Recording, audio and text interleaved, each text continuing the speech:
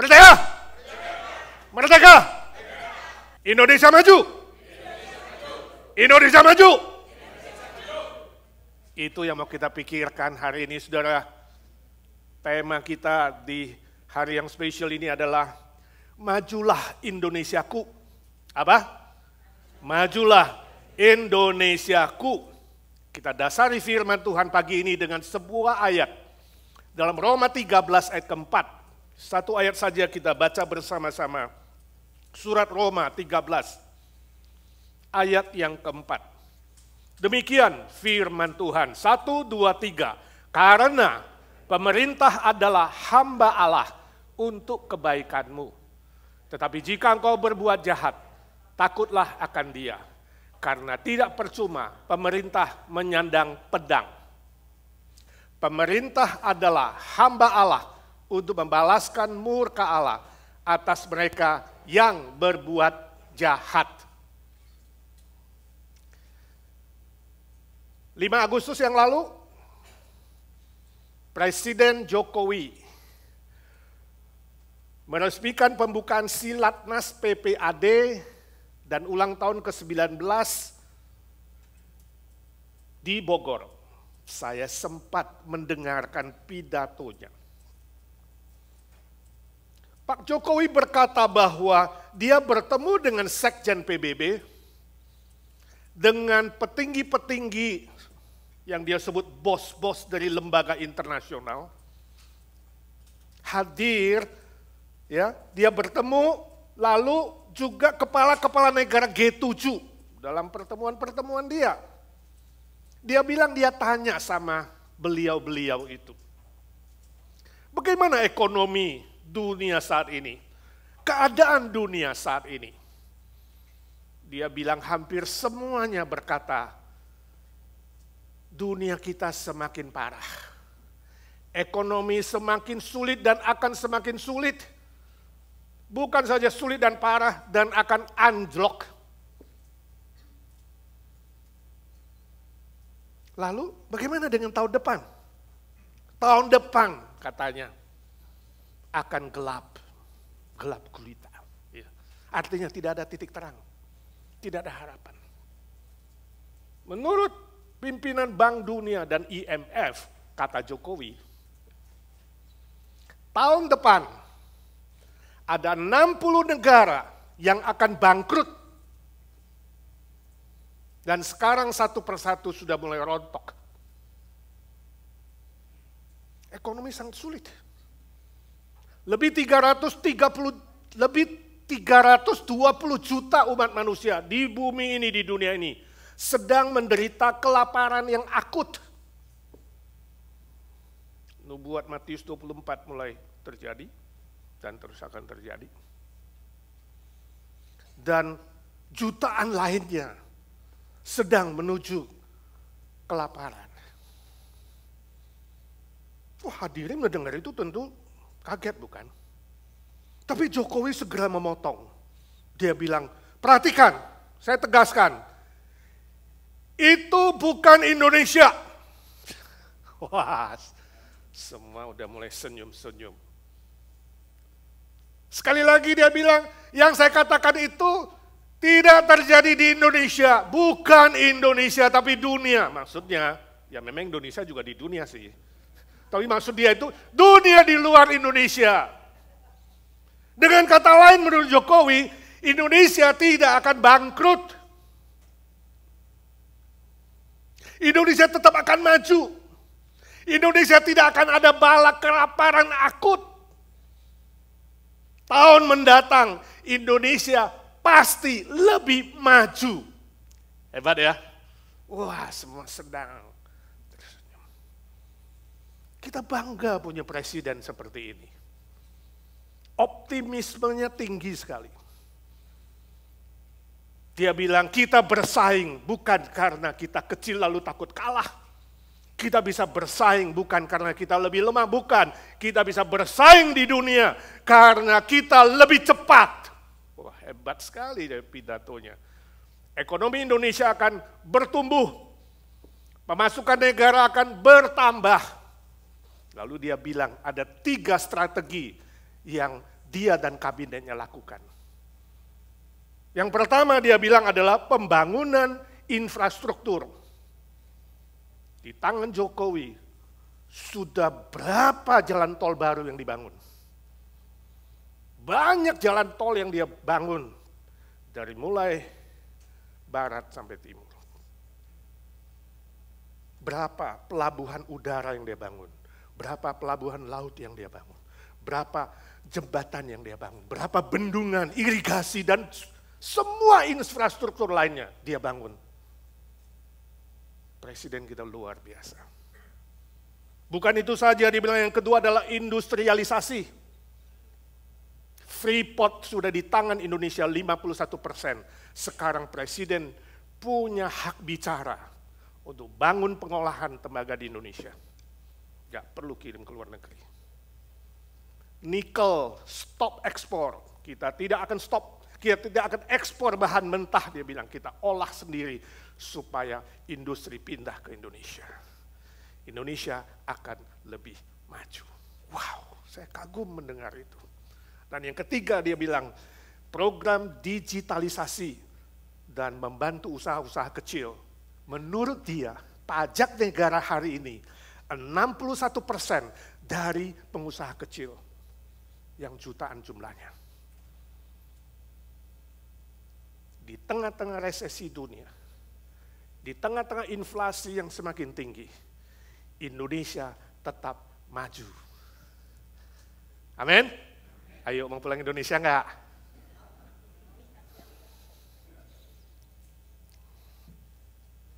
Kita bangga punya presiden seperti ini. Secara ekonomi Indonesia khususnya pemasukan negara maju di bawah Jokowi. Yang mungkin 2 tahun lalu ranking kita 95, rank GDP, sekarang tahun ini menurut dia ranking 15. Tapi saya cek ranking 17, tapi dia yakin 15. Dan dia bilang ya bahwa tahun 2030, ya mudah-mudahan dia masih bisa jadi presiden, nggak mungkin ya. I don't know. Akan jadi nomor 7. Dan menurut dia tahun 2045 artinya ulang tahun ke 100 akan jadi nomor 4. Saudara yakin nggak? Hah? Yakin kalau Jokowi masih presiden?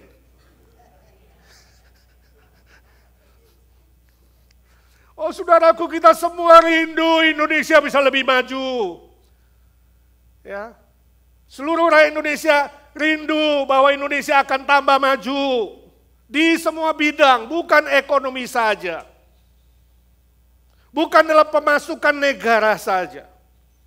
Itu sebabnya hari ini saya ajak kita berpikir dari firman Tuhan. Kita akan belajar di ulang tahun yang ke-77 ini. Tema khusus, majulah Indonesiaku. Apa? Majulah Indonesiaku. Dari firman Tuhan yang kita baca, Roma 13 ayat 4. Rasul Paulus menjelaskan, Rasul Paulus menegaskan, walaupun waktu itu jemaat ditekan dan dianiaya oleh pemerintah Roma yang sangat-sangat sadis, Paulus menegaskan supaya orang-orang percaya tetap melakukan kebaikan, menjadi saksi yang baik. Tapi ayat yang kita baca di ayat 4 khusus bicara soal fungsi dan peranan pemerintah. Dengan tegas firman Tuhan mengatakan bahwa peranan pemerintah di dunia ini, negara mana saja, adalah membuat seluruh rakyatnya mengalami kebaikan, mengalami kemajuan, mengalami kesejahteraan yang sungguh-sungguh utuh. Ada 2 hal di sini yang bisa kita pelajari. Yang pertama, peranan pemerintah harusnya menegakkan keadilan sosial. Perhatikan, pemerintah disebut di sana sebagai hamba Allah untuk kebaikan, lalu ada istilah hamba Allah untuk membalaskan murka Allah. Membuat kebaikan, tapi juga menghukum yang bersalah. dengan adil. Jadi pemerintah itu harus sungguh-sungguh memikirkan keadilan sosial. Dalam konteks Indonesia, saya bangga sebab ini sesuai dengan sila kelima. Saudara masih bisa hafal gak sih Pancasila sila kelima? Apa?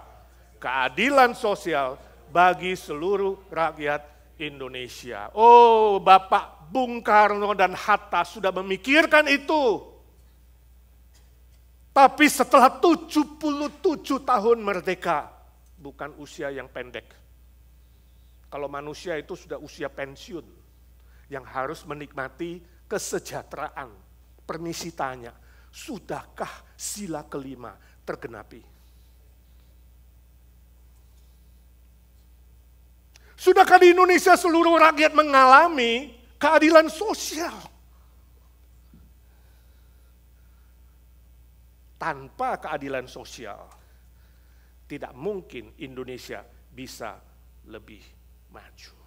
Artinya apa keadilan sosial? Artinya kalau Indonesia mau maju, harus ada disiplin hukum yang adil. Ada disiplin yang tidak membeda-bedakan golongan, suku, agama. Tidak boleh ada diskriminasi. Hukum harus sama di semua mata manusia. Hukum di atas manusia. The law is the king. Hukum adalah raja. Bukan dibalik. Bukan the king is the law. Bukan penguasa itu di atas hukum. Kemudian akibatnya bisa mempermainkan hukum dengan seenaknya. Yang putih bisa jadi hitam. Dan yang hitam bisa jadi putih. Atau tidak pernah lihat jelas putih dan hitam, semuanya abu-abu. Kalau tidak ada keadilan sosial. Seorang penulis pernah katakan, suksesnya sebuah negara tidak tergantung dari usia negara itu. Jangan pikir usianya makin tua makin sukses. Tidak, Mesir ribuan tahun usianya. India ribuan tahun usianya. Tapi mereka tidak sukses. Banyak penderitaan, banyak kesusahan, rakyat susah di sana. Dibanding dengan Amerika, Australia, New Zealand, usianya hanya ratusan tahun. Tapi negaranya lebih sukses, lebih maju. Terlepas dari hari ini resesi, inflasi naik begitu tinggi, masih ada kebaikan, keadilan sosial. Lebih maju, disebut negara yang lebih maju. Sebab ada jaminan keadilan sosial bagi semua rakyat. Hukum di atas semua manusia di sini, bahkan presiden di bawah hukum. Kapan Indonesia bisa terjadi? Ya. Hukumnya jelas. Rakyat dipikirkan sejahteranya. Ya Pak Jokowi bilang sih, saya mengerti sekali berapa pensiunan, gaji pensiunan. Hari ini kapten dia bilang. Kapten tuh lumayan loh ya. Pensiun di Indonesia sekitar 4 jutaan rupiah.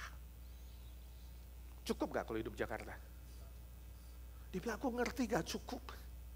Ini belum kita bicara di bawah kapten. Dia bilang di pidato itu, aku gak berani sih janji naik gaji. Tapi saya akan bicarakan katanya dengan Menteri Keuangan.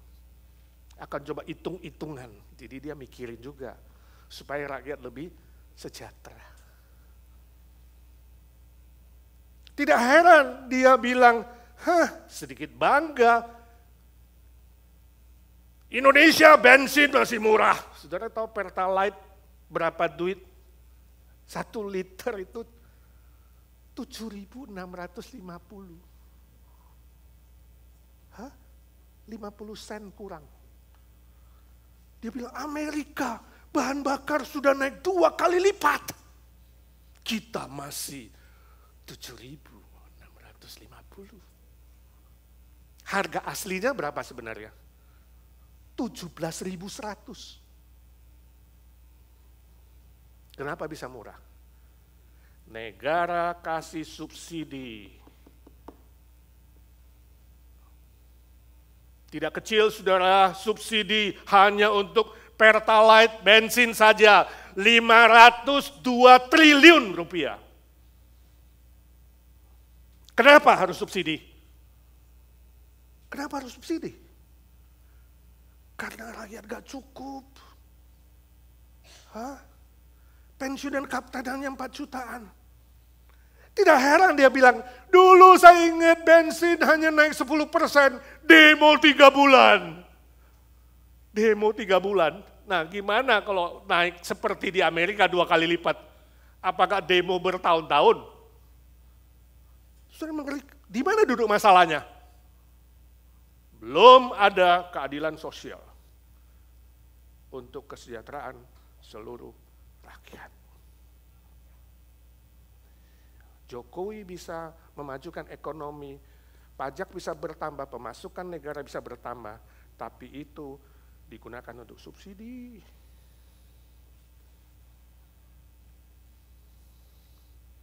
Saudara mungkin bernyanyi, itulah Indonesia.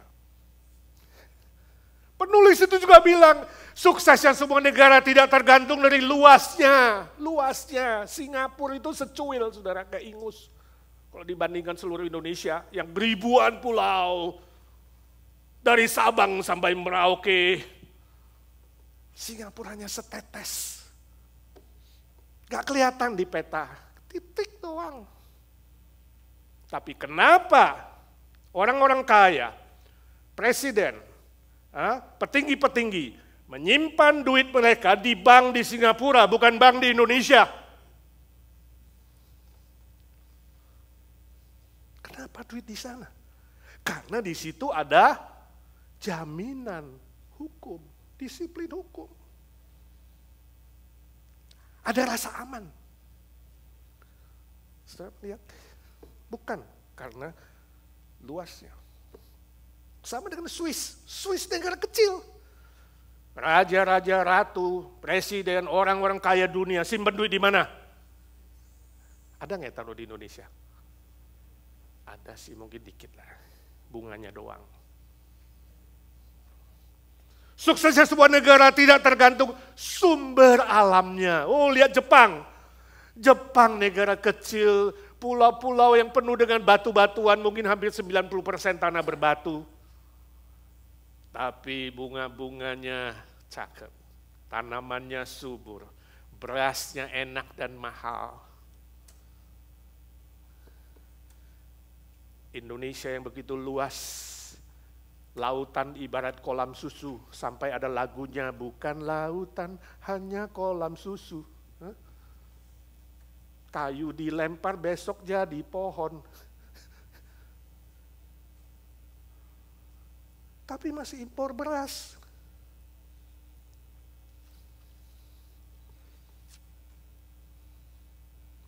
Bukan karena sumber alam. Jepang tidak punya tambang, tidak punya sumber alam, tembaga, besi, baja, nggak ada. Tapi Jepang hari ini menjadi negara yang memproduksi mobil yang terbanyak dan terlaku di dunia. Gak punya sumber alam. Indonesia punya baja, nikel, apa sebutinlah, tembaga, boksit, baja, semua ada. Di mana mobil Indonesia? Di mana? Gak usah mobil, sepeda motor ada gak produk Indonesia? Kenapa belum setelah 77 tahun? Prancis tidak punya jenis-jenis kembang dan bunga, tapi memproduksi parfum. Indonesia jutaan kembang dan bunga. Kalau dari parfum dari Paris itu segini aja mahal loh saudara. Indonesia coba, ada nggak ibu-ibu yang beli parfum Indonesia coba?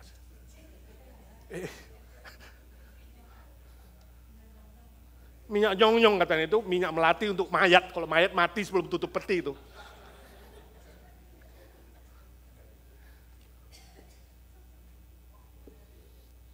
Saudara, kita bukan menghina atau mengejek Indonesia, negara kita tercinta, tanah tumpah darah. Tapi memang fakta. Setelah 77 tahun merdeka, Indonesia belum ada disiplin hukum yang jelas, yang tegas, yang tidak diskriminatif, yang tidak membeda-bedakan, belum ada. Belum ada keadilan sosial yang memikirkan kesejahteraan seluruh rakyat Indonesia, yang jauh lebih penting hanya memikirkan pertumbuhan ekonomi dan infrastruktur. Oh, ini PR berat buat Pak Jokowi sebelum nanti generasi muda menggantikan dia. Ini PR berat bagi kabinet Indonesia Maju. Sangat-sangat berat. Tidak gampang. Kita perlu doakan presiden dan kabinetnya. Dan seluruh pejabat sungguh-sungguh memikirkan pertumbuhan keadilan sosial dalam masyarakat. Oh, saudara mungkin tanya, Pak, secara pribadi apa hubungannya dengan saya? Kayaknya relevansinya apa? Saudara, sebagai orang Kristen, orang percaya, sebagai pribadi hari ini kita pun harus belajar memiliki hidup yang benar dan adil di mata Tuhan, tanpa diskriminasi terhadap apapun dan siapapun. Amin. Tanpa membeda-bedakan golongan, suku, antar agama. Mulai dari kita menjadi kesaksian yang baik, yang memikirkan dan melakukan kebenaran dan keadilan. Yang kedua, pelajaran kedua, peranan pemerintah membangun manusia yang berintegritas. 2 kali firman Tuhan dengan jelas itu berkata, pemerintah adalah hamba Allah. Kemudian diulang lagi, pemerintah adalah hamba Allah. Hamba artinya apa? Pelayan. Bukan bos, bukan. Bukan yang minta dilayani. Hamba adalah yang melayani. Yang rendah hati. Yang mau bekerja. Hamba Allah artinya taat kepada Allah. Taat kepada kebenaran, taat kepada firman Allah dan perintah Allah. Hamba Allah artinya punya rasa takut kepada Tuhan, hormat kepada Tuhan, dan siap menjalankan tugas dan kewajiban dengan sebaik-baiknya. Ini yang saya sebut dengan membangun manusia yang berintegritas. Membangun sumber daya manusia yang punya integritas tinggi. Integritas artinya yang masuk dan yang keluar sama. Yang di dalam dan yang di luar sama. Kalau masuk 20, keluar harus 20. Sama. Internal dan eksternal sama. Bersih, jujur. Bisa dipercaya, bisa diandalkan. Itu integritas, artinya integritas. Tidak ada kecurangan. Tidak ada kebohongan, tidak ada praktek-praktek yang kotor, tidak ada kemunafikan. Membangun sumber daya manusia yang berintegritas jauh lebih penting daripada hanya kemajuan ekonomi. Jangan salah mengerti saya, kemajuan ekonomi sangat penting. Dunia mengukur sukses dari kemajuan ekonomi, tapi firman Tuhan mengukur sukses dan maju dari semua bidang, khususnya manusianya jauh lebih penting daripada materi atau benda. Suatu kali ada sekelompok perampok masuk ke sebuah bank dan mengangkat senjata. Perampok itu berkata, "Jangan bergerak semua tiarap. Ingat, uang ini bukan uangmu, uang bank. Selamatkan nyawamu." semuanya tiarap. Ini yang disebut dengan mengubah cara berpikir. Pikir baik-baik, seolah-olah begitu. Ambil rasa aman. Jangan sok jadi pahlawan. Ambil rasa aman, maka kau tidak mati. Lalu ada seorang wanita yang seksi dan agak genit di bank itu.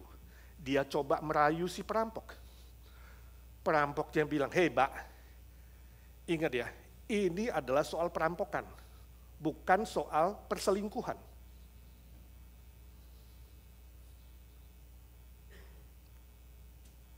Hal ini disebut dengan profesional. Perampok tahu tugasnya secara profesional. Menjalankan tugas lebih penting daripada yang lain. Selesai merampok bank dan mereka kembali ke sarangnya. Salah satu anggota perampok muda lulusan MBA.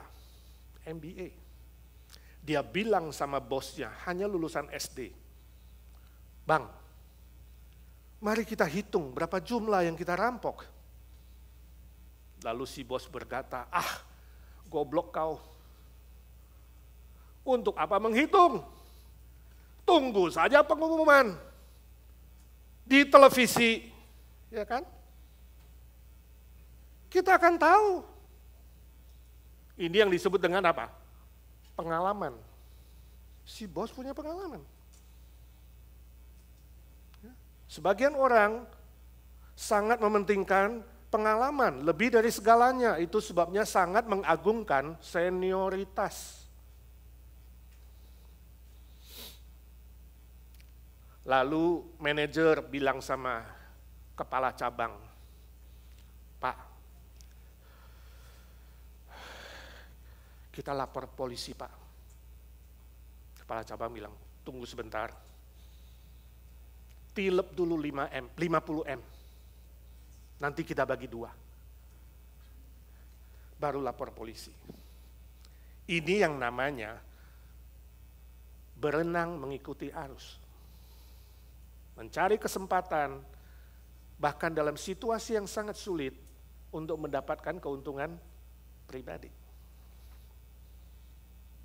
Lalu kepala cabang berkata kepada dirinya sendiri dan kepada manajer itu, "Oh, alangkahnya kalau setiap bulan bank kita kedatangan perampok." Ini artinya membunuh atau melepaskan diri dari kebosanan, kerutinan, kejenuhan.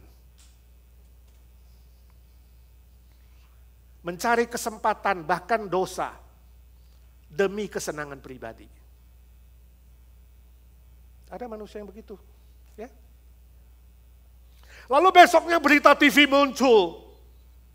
Bank X telah dirampok sebesar 100 miliar.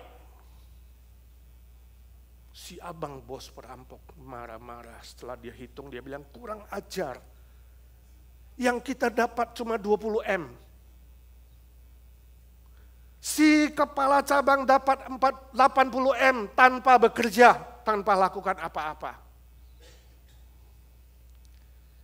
Ini yang disebut dengan menangkap kesempatan untuk mendapat keuntungan pribadi. Penulis cerita humor ini berkata bahwa kondisi Indonesia seperti itu. Dia bertanya, kenapa Indonesia hari ini masih terjadi banyak keributan, banyak perselisihan, banyak percecokan, banyak pertandingan kompetisi. Kenapa? Karena manusianya, saudaraku, punya filosofi hidup yang berbeda-beda. Permisi tanya, hari ini secara pribadi filosofimu apa?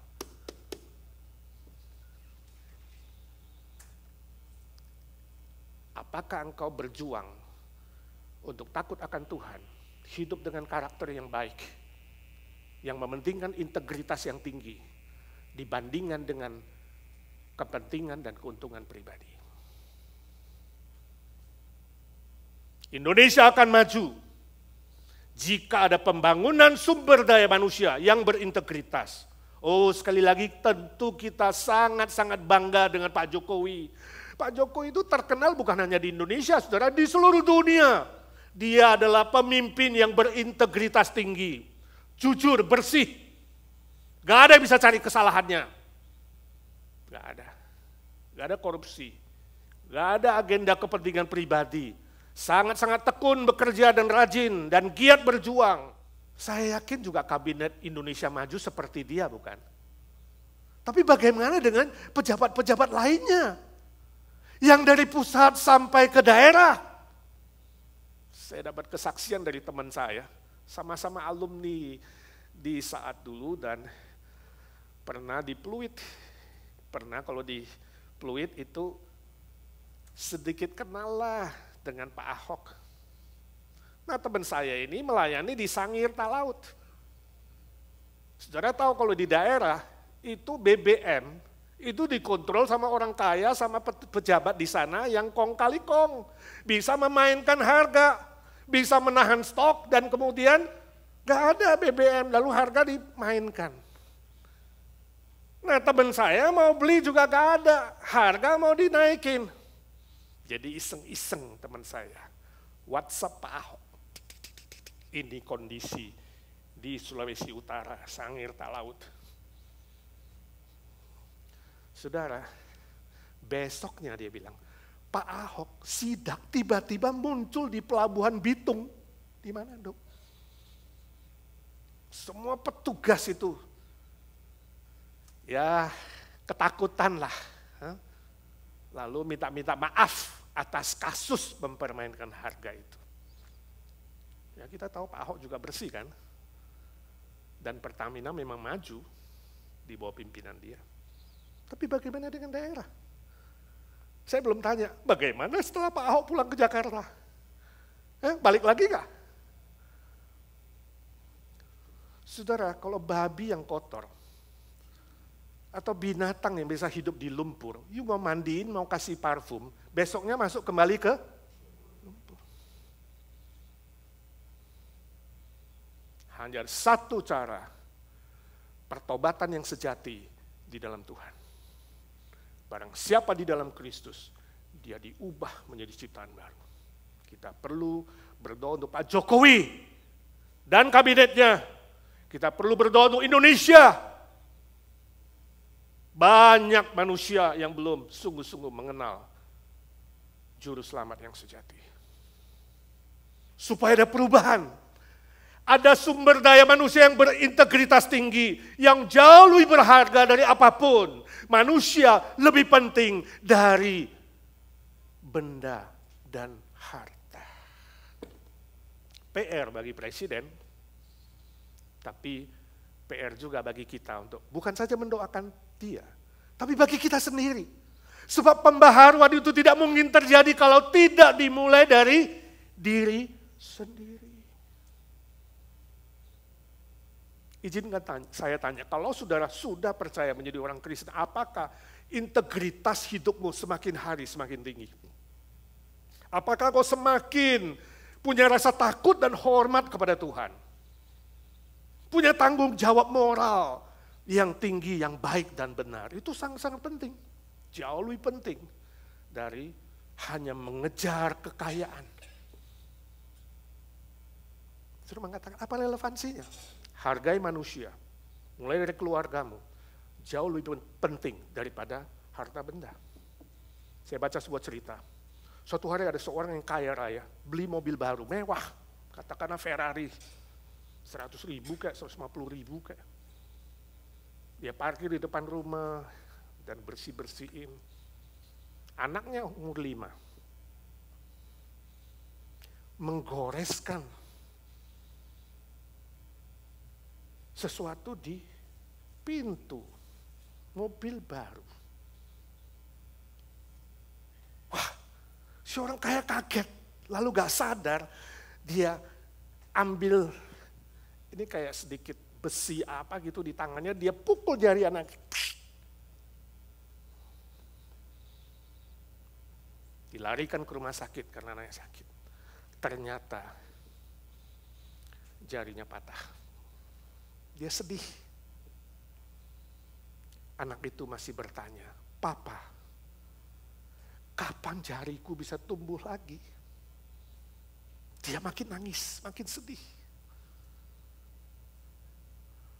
Dia pulang, dia duduk, dia lihatin mobilnya.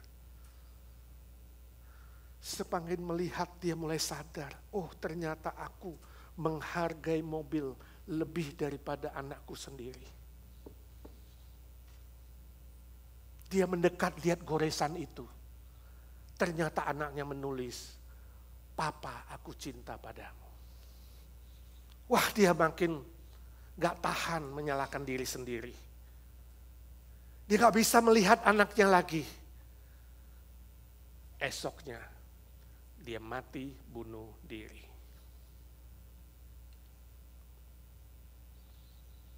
Saudara ingat, apapun rasa salahmu, apapun kesalahanmu dan kegagalanmu, di dalam Yesus Kristus selalu ada harapan, selalu ada pengampunan. Jangan pernah menyalahkan dirimu seolah-olah sudah tidak ada jalan dan kamu ambil jalan pintas mati bunuh diri. Jangan. Dan ingat baik-baik, mulai hari ini, kau sebagai orang tua, hargai dan cintai anakmu lebih daripada harta benda di dunia. Berapapun banyaknya. Pribadi yang punya integritas tinggi, takut akan Tuhan, dan mengasihi manusia, jauh lebih penting. Dan itu adalah sukses yang sejati di mata Tuhan, di mata manusia. Amin. Mari kita doa.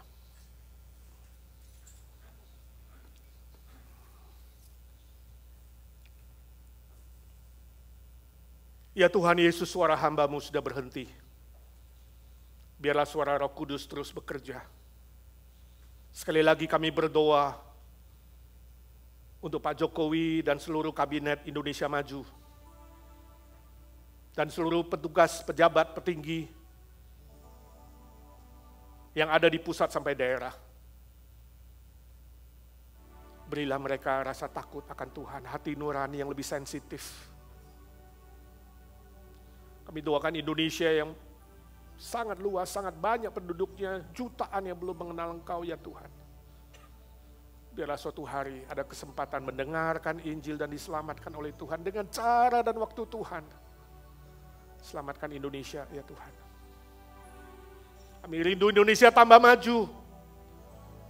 Bukan hanya secara ekonomi, tapi juga dalam bidang-bidang lain. Termasuk rohani, moral.